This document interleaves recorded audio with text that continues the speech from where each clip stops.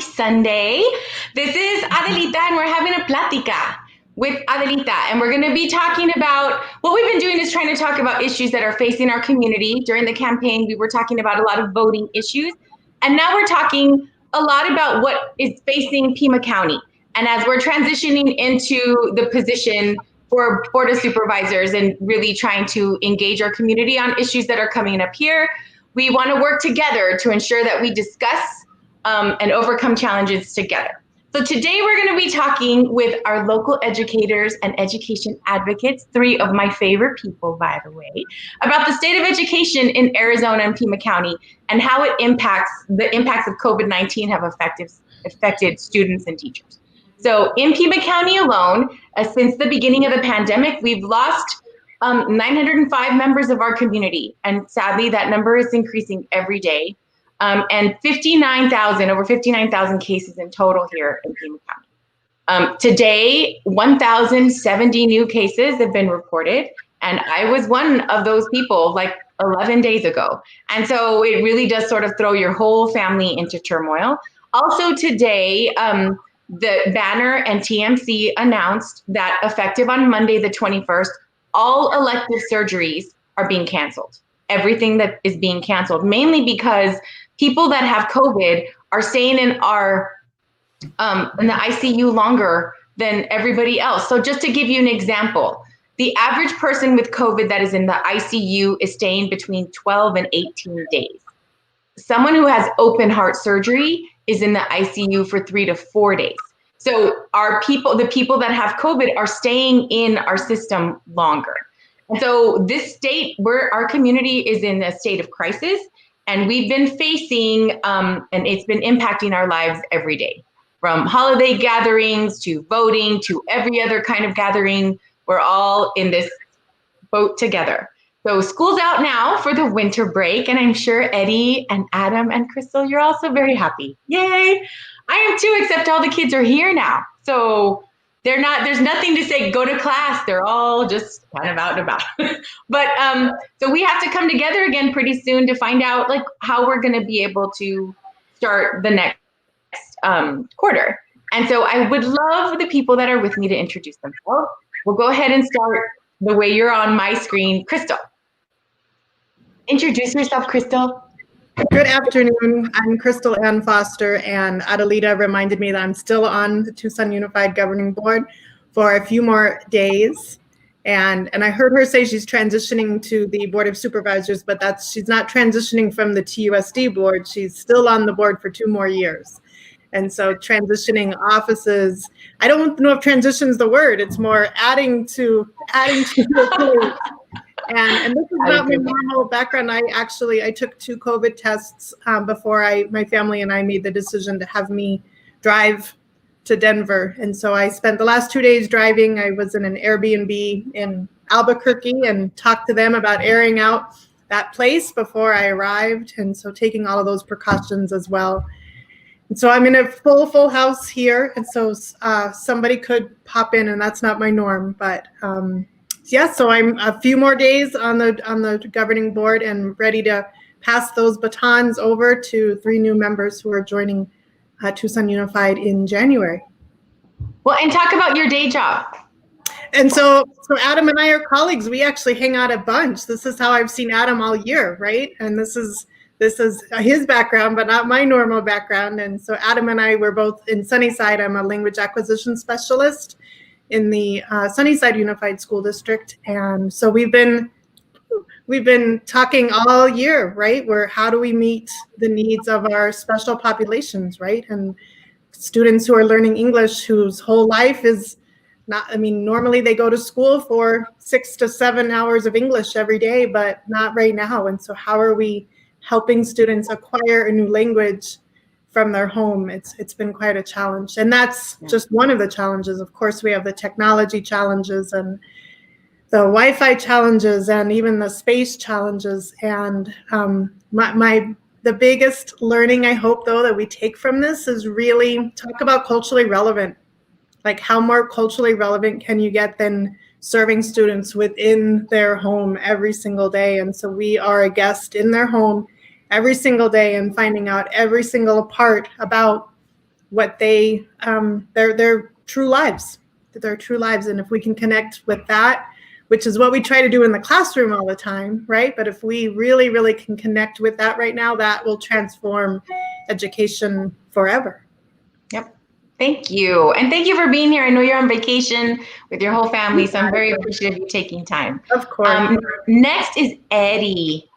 It's Eduardo Elias Barron, but I do love your middle name also.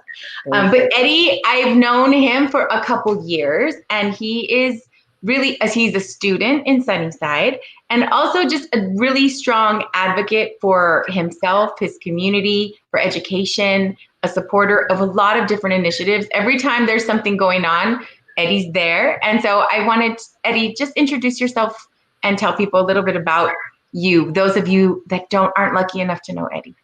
Well, hi everyone. My name's Eddie. As Adelita said, I go to Sunnyside. I'm currently a junior right now. We just finished our first semester, thank God, and so very excited about that. But I'm excited to have, I think, this really important conversation. I think it's a necessary one.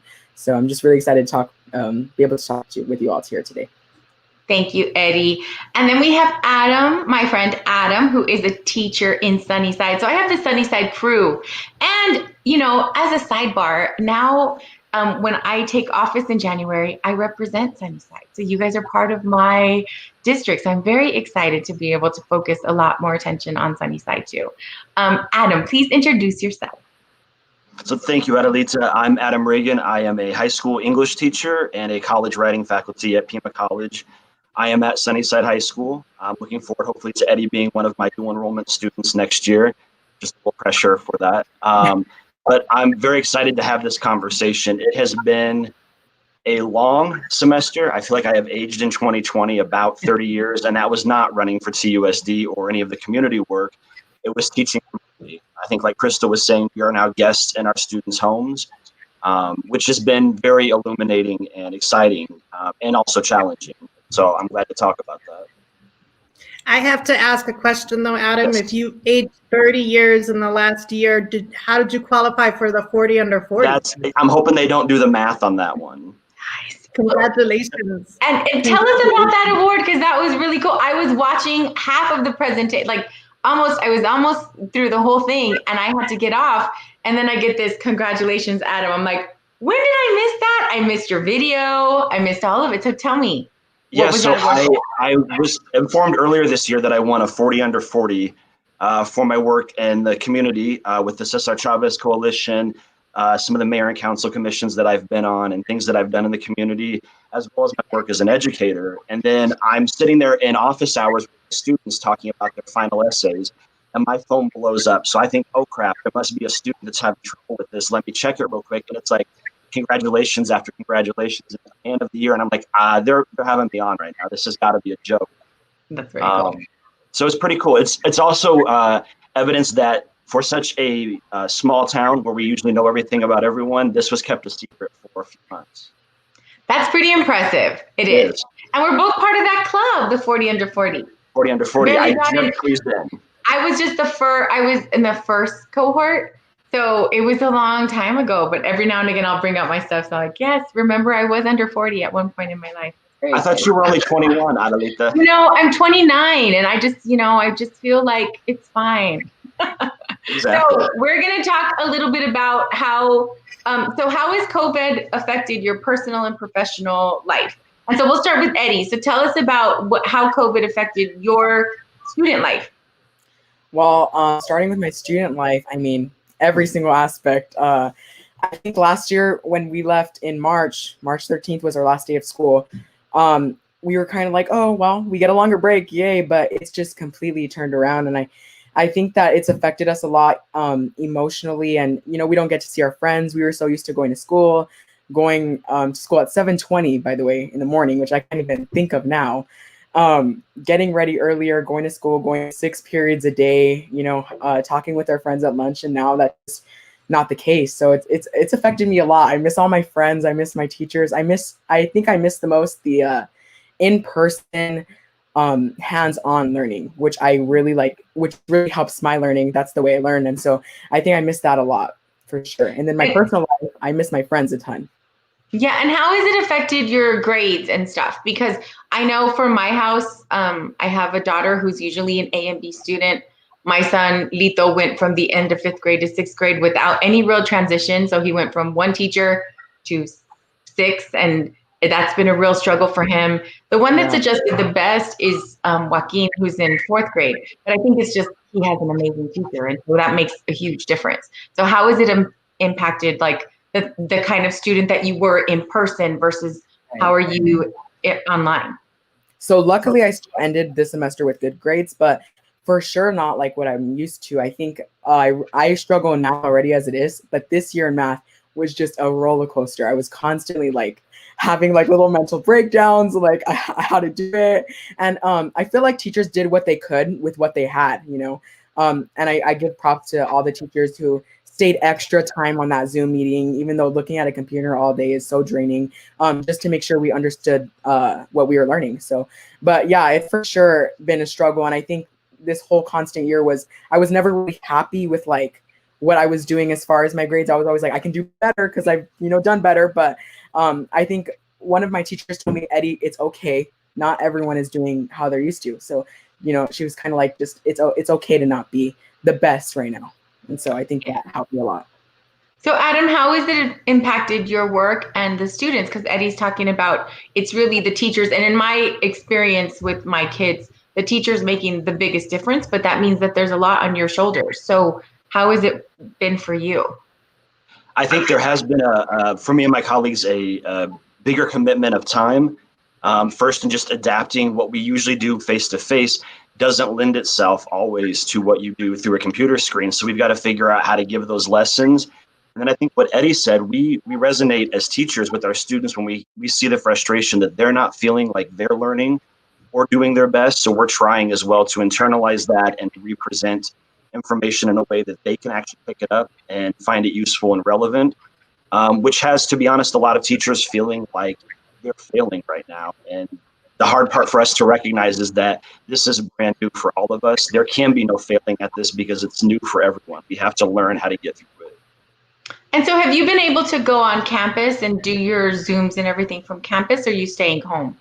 So during the first quarter, we had the option, the flexibility. Sunnyside as a district has been very responsive and supportive of staff as well as students. So I could work out of my classroom. Then we went for a few weeks, we were doing hybrid until the numbers got so high that we went back to full-on remote at Thanksgiving.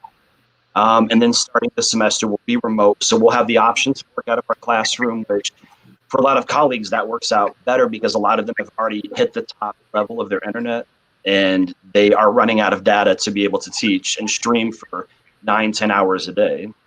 Yeah, and so what was that like for you? And Eddie, did you go back to school for hybrid? No, I did not. No. Okay, so what was that? What was the difference like for you, Adam, from having students online exclusively to some students in and some students in class and some students online?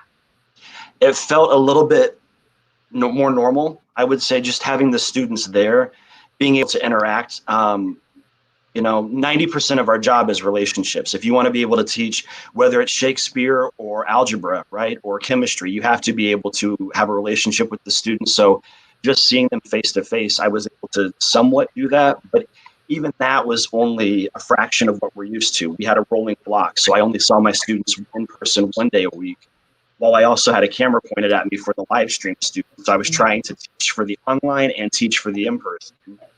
Wow, that's a lot of a load. So Crystal, I know that you're working with teachers every day. We had to transition into, and you were at the president, we're transitioning from in-person, board meetings to let's do everything online. The same, I'm sure, is true in your professional life with giving professional development. All of that has had to be online. So what has that been like for you?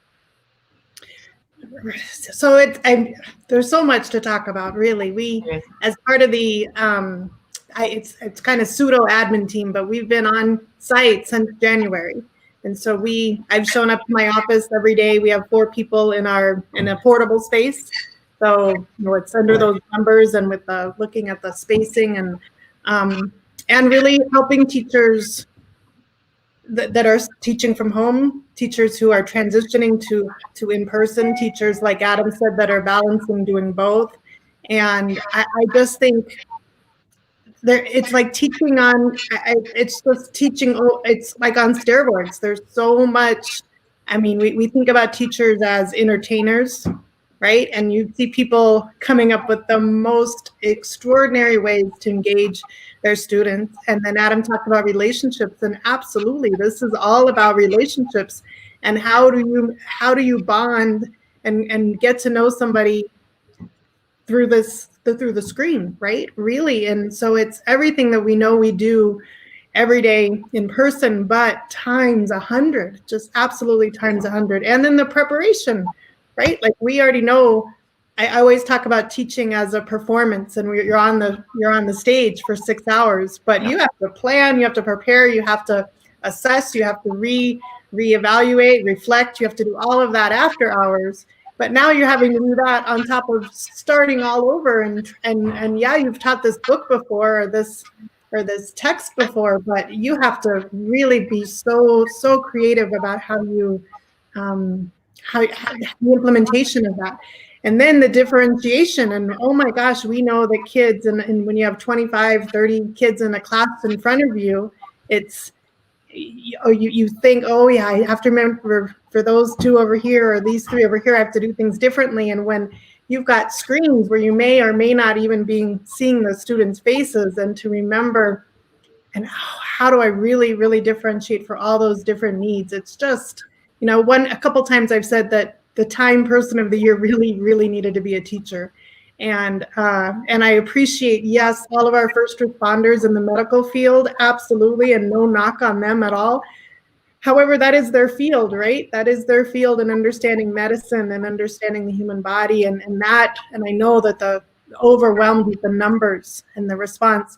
But I just think that teachers who have transformed our practice overnight, literally, and from one day to the next, and I just think that they are superheroes above and beyond any profession right now. They're just, I'm so overwhelmed with how much they're doing for our community. And last, just to say, we know that public education is the backbone. We feed kids, mental health, education, family services, social work, counseling. We do so much for society. And now, really, I hope more than ever, people recognize how much public education serves in the lives of our families and our community. And we have to go to bat now more than ever for public education, for respect and funding. I agree. One of the things that was the biggest issue for us as a board, for me as a parent, and I'm sure for all of you, is when we went online, how many of us were ready to do that? How many of us were ready with the internet, which we didn't have? We were doing hotspots here. That didn't work. We didn't have a device for every child. And we were very fortunate. We're two working adults in the house, so we could figure it out. But our school systems had to do a massive rollout. I mean, up until a couple of weeks ago, we still had students in TUSD, and I know Sunnyside is in the same boat, that still didn't have internet. And so, and then in addition to just being able to access education, very quickly realized how many students were not getting any food because we weren't open. So how to figure that out. So those were the big takeaways for me, is how it's not just a digital divide. We had like a resources divide. There were so many people who just didn't have, and I don't know that I didn't appreciate that. I really didn't, because, our kids didn't need a lot of stuff here at home because they had it at school. And now every child has their own device. We have a printer at home, but we're in a position where a lot of other students can't access that. So Eddie, do you know people in like your classmates, or when talking to your teachers, like how many students are still being impacted every day by not being able to have like a printer at home or internet? Well, I know that I have asked me, hey, do you have a printer at home? Can I print something out? Or, hey, can I go over? My internet's not working. And one of my really good friends had her best friend coming every single day of the week because her internet never worked. So I think that a lot of students, I think, still continue to struggle with, these barriers. So, but yeah, it was definitely, I saw it firsthand. And For example, my little sister, my mom is a single mom and she works all day. So my little sister had to go to my Nana's house, and my Nana would then teach her there, kind of play teacher and make sure she's doing her work, make sure she's, staying on task. So it was hard. And I think for sure, hands down, everyone around, had to readjust in a lot of different ways. Yeah. So, Adam, how was that for you? Like, what was attendance like in your classrooms from the last day of in person to the transition, and how has it been this year? Because, we had the last end of last school year, and now we're here 2021 starting this way. How has it been for you? And how many children do you think you've lost? So quite a lot, actually. I think when we were at the initial stage, so as Eddie said, March 13th to the end of the year, I teach seniors. So a lot of them, when they found out it was maintain and improve, they knew they were done. And I'm going to say I can't blame them, because they didn't get a graduation, they didn't get a prom, they didn't get a senior trip or senior day. So there was nothing left for them there. But starting up this year, we've seen some students come in hot and heavy sort of at the beginning, and then things taper off as they go. Or there have been some students that to this day, if I didn't have a little icon picture in the student information system, I wouldn't know what they look like, because they either don't have the internet to turn on the camera, or they aren't in a safe space to turn on the camera, or they just don't feel like that's connecting for them. So I don't know what they look like. Wow. So my attendance numbers have been somewhat good compared to other colleagues, but not great compared to being face-to-face. And that exposes that inequity that's always been there, right? Which is when students come to school face-to-face, we're able as the adults in that community to intervene and give them resources and help them. But when you take that attendance away, then the adults around them that could help them aren't there to actually intervene. So they fall through the cracks, and it becomes a really scary situation. Yeah, so Crystal, our friend Jen Darland, made a comment that the technology gap for students also can extend to parents and guardians who either lack understanding or familiarity with tools or access to tools. Gaps in equity were fully exposed in this crisis. So I know that we got a lot of communication, but what's it been like for you on both ends, with Sunnyside and with TUSD, in working with adults that really don't have access to the technology that they need or their children need? Absolutely. And when we thinking about teachers as parents, right? Like, this is the students who are succeeding through, well, I know that we have a lot of students who are figuring this out by themselves like mad, and props out to them. It's incredible. And we also know there's families who the parents are right there, and they have that technology, that know how, and they can help, and they can figure this out, and they are their teacher. They are biggest partner in education, and those students are succeeding. And we have others that their parents are not there. And I was in a meeting with the principal, and he was talking about middle school principal, and he has students who they are juggling, like you talked about your son, for the first time, 6 or 7 classes, right? But the middle schooler is the only student at home, and mom and dad is expecting the middle schooler to be the parent to the second grader, the third grader. And so that this young person is in charge of their sibling in 2nd or 3rd grade, attending that class and juggling 6 classes themselves, right? I mean, we don't do that as adults, what we're expecting. And so when Jen talks about that equity divide, it's a huge divide right now. And when you have young people who are 12, 13 years old, who are being more grown up than anybody I know right now, and how can they really focus on what they're on their studies when they are really focusing on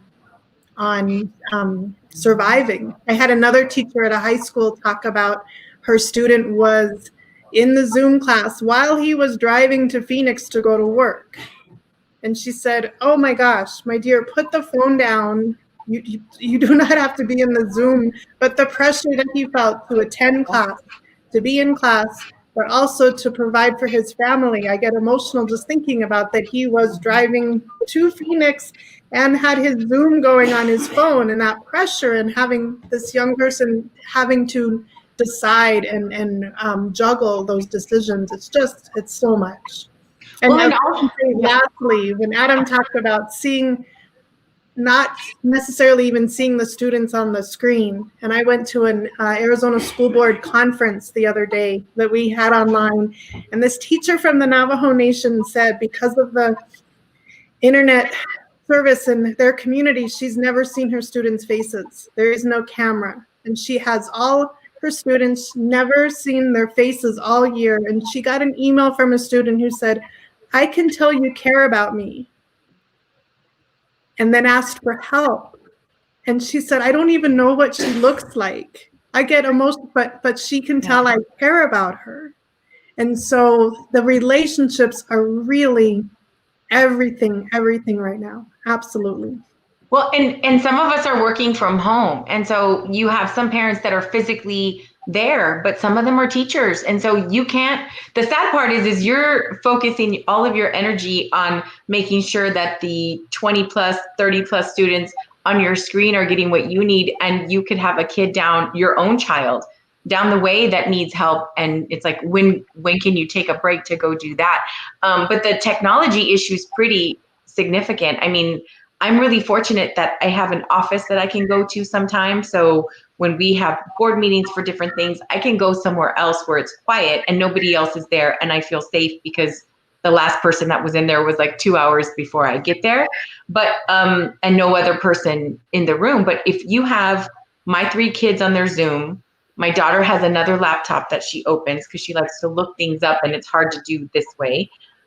My husband is on Zooms and I am. We have to shut off all of our cameras. And then my older 2 get in trouble for not having their cameras on. I'm like sending these furious little emails. Like, it's not like they're blowing it off. If you want us all to be here, we have to turn everything off because Zooms are really draining on the technology, like the internet. You get to a certain point, like Adam was saying, and that's all there is. So what is like a major reflection, like a takeaway from this year? And I know for all of us, it can be really big or really small. So I'll go ahead and start with Adam because, or more than one. I know that we have a lot of real significant things that we've taken away from this year.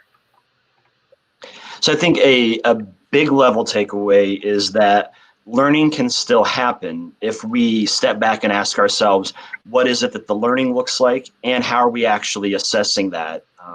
And realizing that the old ways that we were using that I worked with you guys before on this about high stakes testing and other things that don't necessarily reflect learning and rather an ability to do well on that test. If we shift to other ways of measuring that, my students have done really well this year to learn the things I was able to teach them. But then I think maybe a smaller takeaway that's actually the bigger takeaway is that it really does come down to the relationships. And I knew that before March 13th, but after March 13th, I can't ever go back to a time before this. This is always going to have to be, we need to invest in our students at a pre-K all the way through post-secondary. Yeah. Eddie? So a big takeaway for me was, I have a couple, but I'll just like name a few. I think that for sure, it all comes down to, like what Adam said, relationships. And I think compassion, understanding, and communication. That's what got me through, literally, is I would have to email my teachers like, my internet's not working, I don't know. And, then they would understand, they would connect and make sure that we were on the same page. So a lot of that helped. And I think that the relationships we built with each other and everyone during times like these really sent a message. Yeah. What about when you go back? What is it that you miss the most from being on campus? Oh, everything. I miss like football. We're gonna appreciate so much more next year. Fingers crossed. I miss being like in like groups, and I would hate like having like groups projects, and now I like miss them. I want them back, so I cannot wait. Yeah, Crystal. Oh, there's so many things. Quickly, though, I think we've learned we can be more efficient using this technology. Like, we have had more interaction with IEP meetings than we've ever had because it's so much easier to gather everybody together. And so we have a colleague, Adam's heard this many, many times in Sunnyside, who says we can't waste a good pandemic, right? Like, we got to use this opportunity to transform. We don't want to waste this pandemic, right? To transform our practice and transform education. And I know I see Andy's comment in the chat about assessment. And my other reflection is like, truly, how are we as a society measuring if it's working or not? And if we've been saying for over a decade that the tests don't work, if we're not going to stand up now and say no, when are we going to stand up? Right. And I know that Adelita and I know very well that there's a financial consequence if we don't do what ADE says. Well, I call on ADE and say, are we truly going to make our students go through this testing experience right now? I know that the State Board of Education says they don't want to hold us to the accountability to A through F. Okay, well then let's use this opportunity. How are we measuring? How are we holding public education accountable? And let's use this opportunity to really talk about those relationships. That is what it is. And the stability of your community and the resources in your community. And we talked about grades, right? Adam said earlier, nobody can fail right now. And so the whole 90, 80, 70, 60, like turning in work. I mean, this is such an opportunity to reform. We always talk about education reform. Here's our shot. And we have to have the creativity, and we have to have the leadership who take the risks to say, yeah, this is what grading looks like now. And I know a lot of teachers are upset about some of the ways different districts are trying to look at grading differently, because it really feels like I want to do what I always know. And so we all have to take that risk to do something different, from ADE to school boards, to the classroom, to the parents. And we don't want to waste this opportunity to transform schools. Yeah. And I think that that's really important, because the people that are in charge of deciding what our classrooms look like haven't been in a classroom for a really long time. And so when I'm looking at someone like Eddie and my kids and the young people that I work with, they all talk about, like, why aren't we taking an opportunity to change what this looks like? Because there was always this argument that, you have the desks and the chalkboard, and we've changed the technology a little bit. The desks are now tables and it's a whiteboard now, but essentially it's still butts and seats, and here's a screen that we can go through. So trying to figure out how we change this dynamic, I think, is something that is a real big challenge that I'm hoping our new administration and our state, for that. I'm not as optimistic about our state, but I am optimistic about the national front and how we can really change what education looks like. Because when you were talking about testing, this question came up from our very good friend, Andrea Rickard, that says, thanks so much for holding this important conversation. I have concerns about testing this year. In TUSD, we just finished our second quarter benchmark testing, and it was a difficult round. I know that Governor Ducey has mandated that we test K-12, but who says we have to do business as usual testing in this crazy upside down world? My fourth grade students took an 18-page reading test, writing, and a 30-question math test. I think that we can do better than that. And it's true. And again, what I just said is that the people that are deciding what these assessments look like, well-meaning, have wonderful backgrounds, but we haven't been in classrooms in forever. And we are not dealing with this. I know that when I go into meetings, many meetings, including governing board meetings, people are shutting their cameras off because it's easy to tune out. You can lay down, you can, have snacks, you can eat, everything can come off. But I've walked by my children's classes, and the vast majority of these little boxes are black. And there's a teacher that's sitting up there trying. I mean, they're trying so hard to engage. And I just don't know how you do that and not have a head nod or a laugh or an eye roll, even any reaction. How do you do that? And so I make my kids turn on their screens, and then I will email their teachers, did they turn on their screen? Because I'm telling them to, just so you have someone else to talk to. So I just think it's crazy. So Eddie, what was testing like for you, the assessments in Sunnyside? Because we know what they look like in TUSD.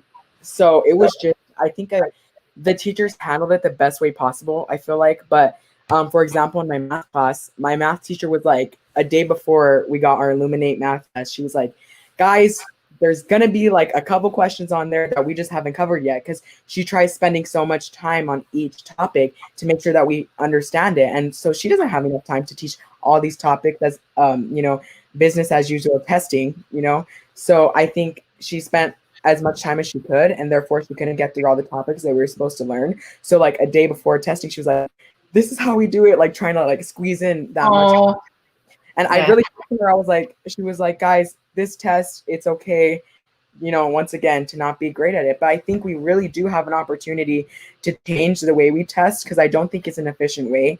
And I think that we can just, you know, do better. I think because testing was hard. It was hard. Yeah. And it was trying to figure that out to make sure that parents aren't helping, but you're actually helping them to focus. My son did very poorly in his assessment, and he has a teacher that knows enough to say he was just really distracted. He knew as soon as he was done with this, he could go. So he just ran through it. And then they asked for help from us to say, don't sit there. I mean, sit there and just make sure he focuses. Don't give him answers, obviously. Yeah. So my husband didn't. I wasn't here, but he sat there with them. And what about those kids that don't have somebody that can do that? I mean, I know so many kids. There's a couple in my son's 4th grade class who are wearing masks all day because they're at one of the learning, the expanded learning kind of areas, like a little lounge. They all kind of sit really far apart and they have masks, and you can hear a little bit of an echo every now and again. But the rest of them, you can hear kids saying, "Hang on, I got to go help my little brother who's in kinder." And, the 4th graders helping the little brother. So what are some tips that since we've been doing this for a little while, what are tips that you have for people about living life digitally? Eddie, we'll start with you, because I think that for you, this transition was probably a little bit easier than for me. I know that. And maybe for Crystal, because you guys do a lot of your life online, and it's been a little tough. Yeah. So I would say self-discipline. It's important. And I know it's hard to have discipline during like this, because we don't even know what's going on. Like, we've never experienced something like this before. So I think self-discipline for sure. Because in the beginning, I'd wake up at, class started at 7:20. I'd wake up at 7:15 and like kind of jump on. But and it wasn't really that great. And it wasn't. I saw that I wasn't as focused as I could be, and in a time where we really need to pay attention to everything we're learning, because it's not normal. Self-discipline is very important. Yeah, Crystal. Oh, I thought I was waiting for Adam, because I'm still in the mode of needing advice too in this digital world. I think it's really just taking time away from the computer, right? And I think when we think about that asynchronous work that we give kids, does it have to be on the computer, right? Does it have to be this? I mean, can it be? I just think that the time to go do things outside and to explore and then come back and talk about that. But really, I know that that's what I have to do. I have to self-pace, and that I can't be here 24/7 because, and it's tough because this is where our social life is too, right? And you just come have a happy hour with your friends here, and it's we all miss that interaction that I don't even know the last time I saw any of you three in real life, right? And I feel like we're all in our little space, capsules right now. Starmen. We're just in these little spaceships, and we have to get out of those to stay in tune with the natural world, right? I have to go walk every day. I have to go to the park. I have to in my backyard or here with the snow. Really, I have to stay in touch with the natural world, even though so much of our world right now is through this machine. Yep. It is. I know. Before we go, you need to show us all the snow, because we're here in Tucson and we don't have any. It's a little chilly though. I think tomorrow. I love it for Christmas. I always say I love snow for the holidays, and can it please fall from the sky like next Thursday? Timing wise, yeah. I don't know if you saw one of our former principals who moved back east, and he had this photo online about, I have to shovel before I go to work. What? I have to shovel? I'm missing the desert. Yeah. I don't see that when you have to shovel it before you go to work. That's for sure. Yeah. But this week is the perfect week for snow. Oh my gosh. I want to go take my kids. I don't think they've seen it in years. Adam. So I think the tip Crystal just gave is probably the biggest takeaway from me is I think on March 14th, 15th, I thought I can handle this, right? Online is not going to be that draining. And then it turns out to be the most exhausting experience that I've ever gone through. And then having that epiphany moment, if I feel this way, my students feel this way, my colleagues feel this way. But it's also, I think a lot of you know me, sort of dogged determination. When I get a bone, I don't let it go and I fight for what I believe in. And going back to our earlier discussion, one of my takeaways is to not be compliant with getting back to normal as quick as possible. I think we do that too much in our society and we forget the lessons that we learned that are in front of us.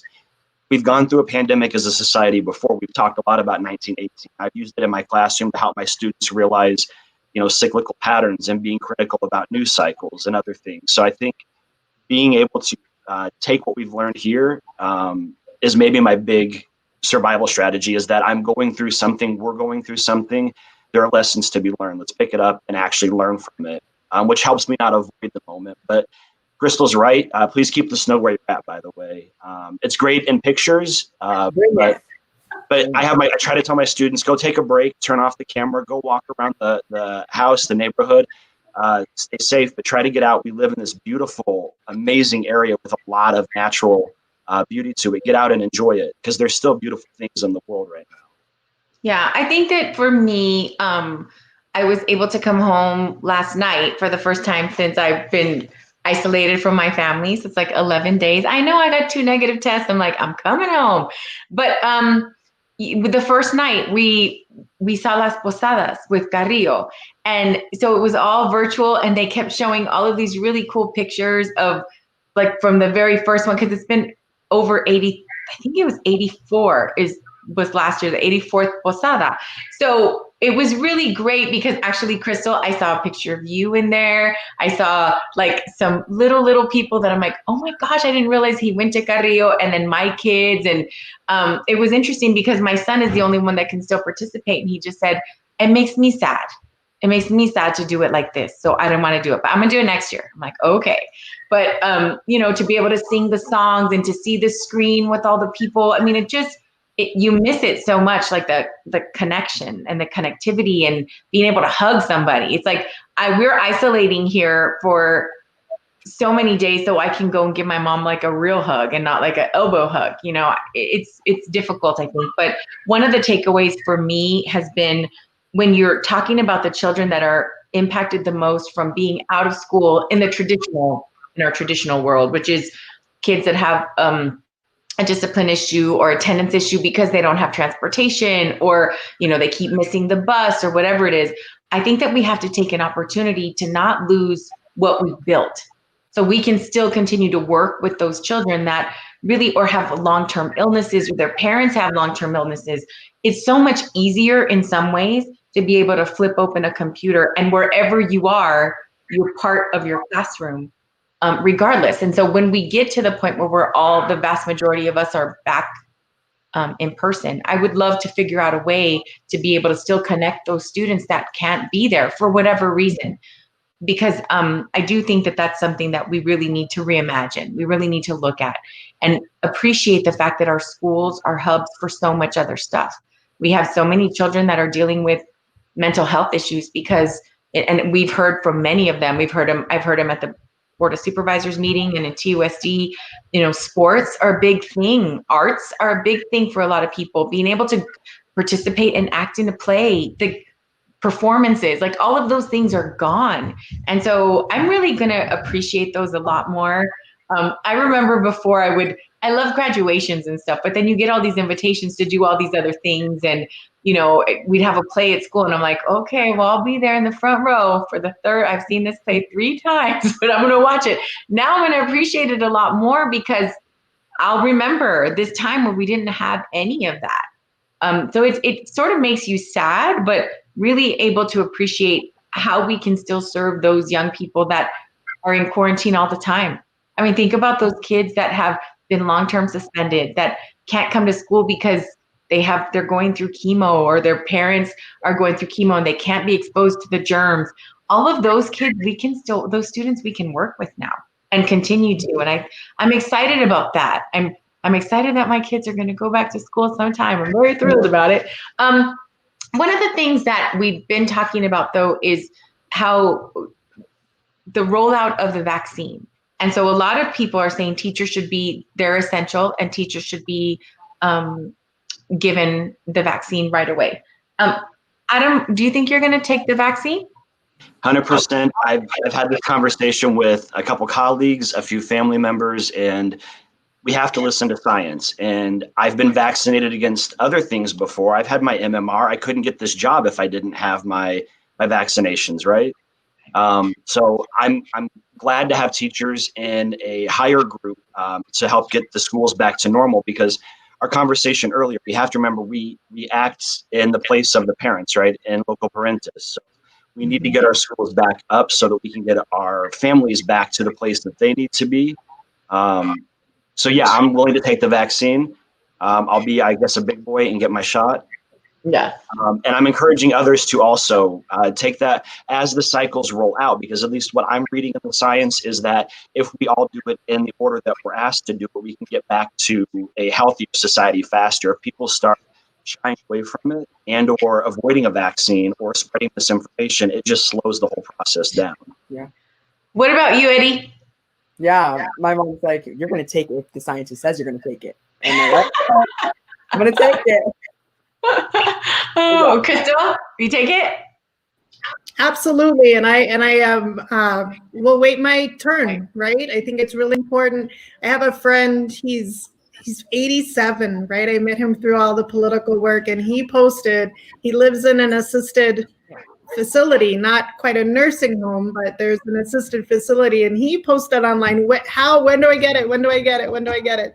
And so I know so many people are going to the Pima County Health Department page to find out when do I get it. And I think it's important that you are in your new role, Adelita, so you can help making sure that people know where they can go find out where's my spot in this, and that I show up and I know where to show up, and because yes, right now we need our healthcare workers absolutely to get their shot, please, right now. And I'm so proud of my different friends who are posting. I got it. I know there's 2, isn't there? You take one and then a few weeks later. Yes, 21 days later, you take another one. Yep. And I'm hearing, I don't know if anybody else is hearing, the teachers around February. I'm hearing around February. We can't hold it to that, but I hear spring and then after that. And so it's important that everybody finds out, where are you in this? And like Adam said, it's everybody's responsibility right now, and to fall in this, where are you in the line to get this vaccine, because it's how we get the fastest back to normal. Is everybody? So the Moderna, so the Pfizer one's out, the Moderna one is out, and we're be getting those. Am I the only chicken that is waiting is hoping that the Johnson & Johnson one is available when it's my turn? Because that's only one, as opposed to 2. I'm trying to think of what my reward will be for getting 2 shots, right? I know. Well, no, you get a sticker, a little bit good for you. Even teaching high schoolers, stickers are powerfully motivating. They really are. They are. It's like my I voted sticker. It's a thing. I saved them all. Did you see one of our teachers over at Monzo? Every time a student turns on his camera or answers, he puts a sticker on his face, and another sticker on his face, and another sticker on his face. And I thought, he's so in tune to what. Oh, can I fill up my face with the stickers? And I know other teachers in our district are doing that, and it just. I'd worry about my beard a little bit, I think, but I'd be down to try that. Going up right here. So I took my family to go get tested. So I had my second negative test, and I took them to get tested, and it was interesting because all they did was, oh my gosh, I thought they were going up to my brain. And I said, did it hurt or was it just uncomfortable? It was uncomfortable. And I said, could you deal with it? It's like, yeah. So do you want to get these results so then we can all be together and not be worried? They're like, yeah. Because I feel like they didn't have to. My husband could get tested. Like, our pod was tested for sure. I'm the only one really that leaves the house. But my son, the little one, wanted to get tested. He's 9. And I said, why do you want to get tested so badly? Because I was worried for him, but he gets the one where it goes around the inside of your nose for a little longer. So it's kind of irritating. But he said, well, because when school's open, I want to be able to go back and say that I'm safe because I don't want Miss Peralta to get sick. I'm like, you're too much. And then he said, and then also maybe Disneyland will open. I'm like, well, there you go. There's the 9-year-old. I was like, I kind of want Disneyland to open too, when it's safe, when it's safe. So what, all of you are very involved in education and are very, very strong activists for yourself, your students, your friends, your community. What drove you to get involved in education? And what is going to keep you engaged? I'll go with Crystal. Go the other way. What will keep me engaged? Next time around or with the first time around? You can do either one. You're both. The first time, I mean, my family can attest to that. I played school in the basement after school. So I grew up, this was my role, was becoming a teacher. And then when the need in my community, when teachers, freedom of speech was being attacked, I absolutely stood up, and that was what I was passionate about. And I ran for school board, and people want to know, what am I doing next? And I say, oh, I don't have to know, but I know I'm crazy enough to, next time something comes around, I'll be the person that says, I'm in, I'll stand up, I'll do it. And we know with everything in social justice and social change, it spirals. We don't always just take steps up. And so something will happen again, and I'll be the person that steps in. Yeah. Adam? So I think I'm kind of like Crystal. As a youngster, I knew what I wanted to do, and I wasn't sure that I wanted to be a high school teacher. And it wasn't until I got into the high school classroom and realized this is where it's at. I have a true chance to impact something bigger than me and that will last and have ripples into the future.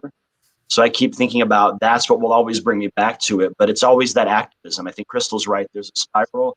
And when something crops up, I'm always going to stand up and fight for it, whether it's for my students, my peers and colleagues, or for parents and families in the community.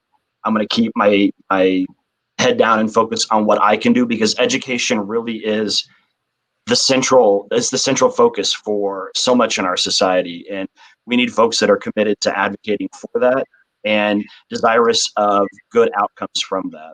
Mm-hmm. Eddie?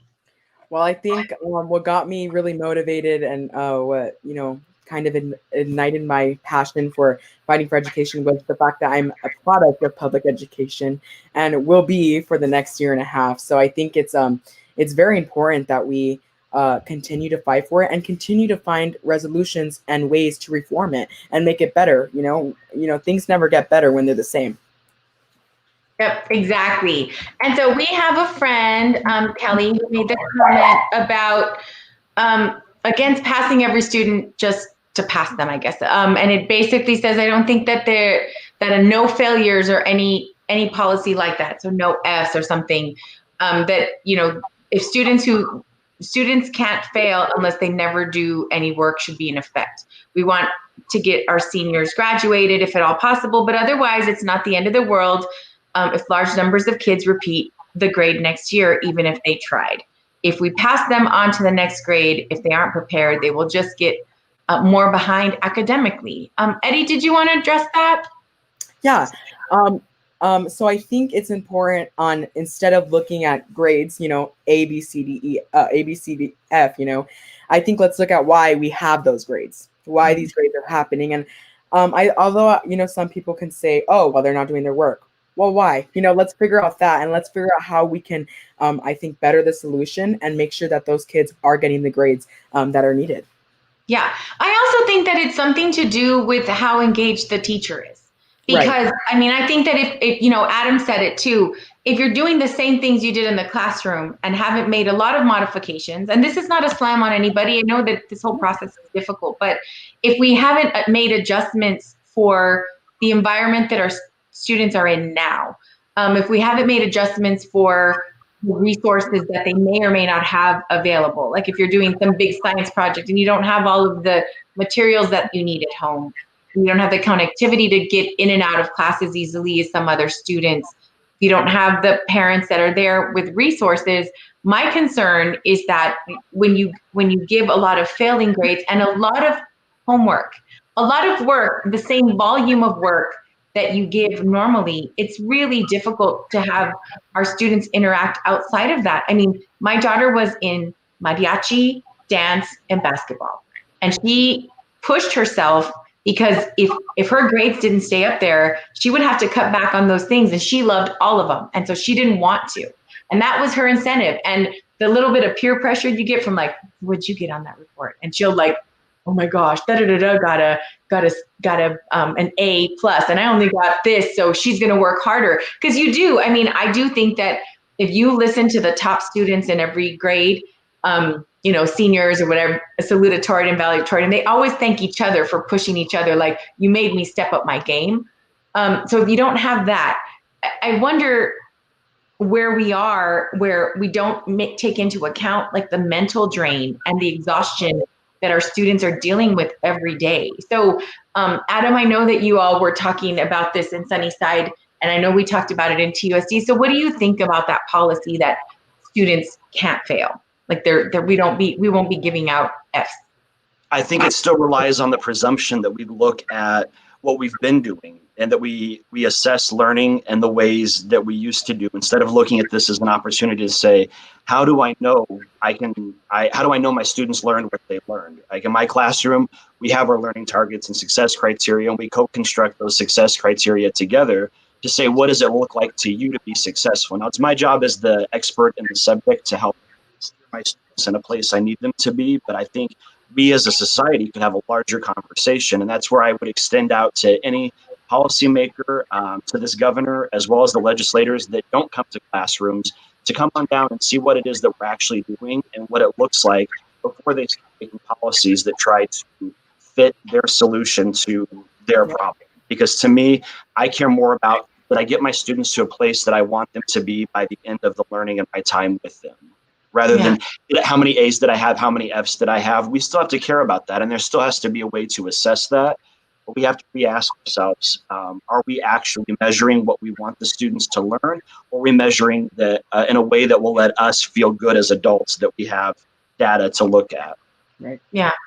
I think it is important for us, just as Eddie was saying, his math teacher was like, okay, these are these things that we didn't cover. At some point, I think you have to acknowledge and give yourself a break too. Like, we weren't able to get to all of that. Hey, Crystal, do you have any guests there that you want to introduce? Do I have a guest here? Do you want? There was a. He's coming. He was taking my dog to go meet his neighbors, but here he is. This is, who are you? Oh, now he's shy. He wasn't shy ahead of time. So this is my nephew, Tyler, who's been doing online learning too, right? And you were just upstairs doing some reading practice, I heard. Yeah. So third grader here in Colorado, doing online learning, right? And we played, what card game did we play earlier? Go Fish. Nice. Go Fish, sorry. Sorry, I had it in. And so what grade are you in? Is that third? Were you playing in the snow? Because my kids are jealous that you're playing in the snow. I'm jealous you're playing in the snow. It's like it's cold. What